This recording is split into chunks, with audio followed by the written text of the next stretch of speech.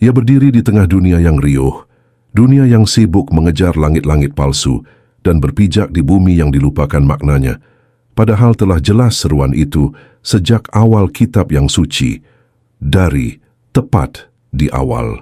Wahai manusia, sembahlah Tuhanmu yang telah menciptakan kamu dan orang-orang sebelum kamu, agar kamu bertakwa. Seruan itu bukan untuk satu kaum, bukan untuk satu zaman, tetapi untuk setiap jiwa yang masih bernafas. Dan dia mendengarnya. Ia tahu dirinya diciptakan. Ia tahu bumi ini bukan tercipta sendiri. Ia tahu langit tidak berdiri tanpa penopang. Ia tahu hujan tidak turun tanpa kehendak Allah.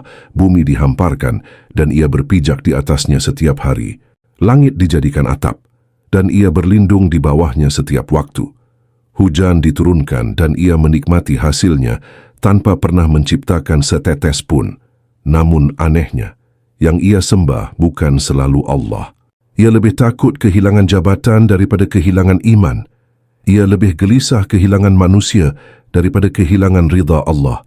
Ia lebih sibuk menjaga citra daripada menjaga tauhid. Padahal ayat itu menegaskan, maka janganlah kamu mengadakan tandingan-tandingan bagi Allah, padahal kamu mengetahui. Masalahnya bukan tidak tahu, masalahnya adalah berpaling setelah tahu. Ia tahu siapa pencipta Allah, tapi hatinya menggantung pada makhluk. Ia tahu siapa pemberi rezeki Allah, tapi ia menghalalkan segala cara demi dunia.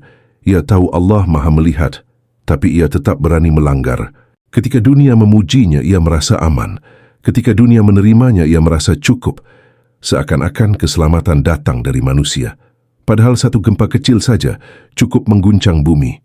Satu badai saja cukup merobohkan bangunan. Satu penyakit saja cukup meruntuhkan kesombongan.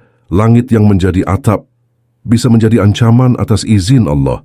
Bumi yang menjadi hamparan bisa menjadi kuburan atas kehendak Allah. Seruan itu tegas, bukan lembut memanjakan hawa nafsu. Sembahlah Allah.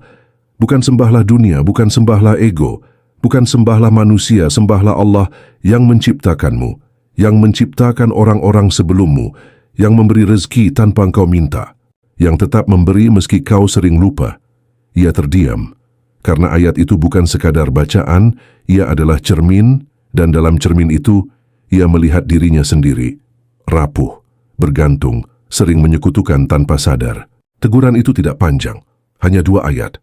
Namun cukup untuk mengguncang fondasi hidup siapapun yang jujur. Karena tauhid bukan sekadar kalimat di lisan, ia adalah keputusan di hati. Dan pada akhirnya, tidak ada yang layak disembah, ditakuti, diharapkan dan dicintai secara mutlak kecuali Allah.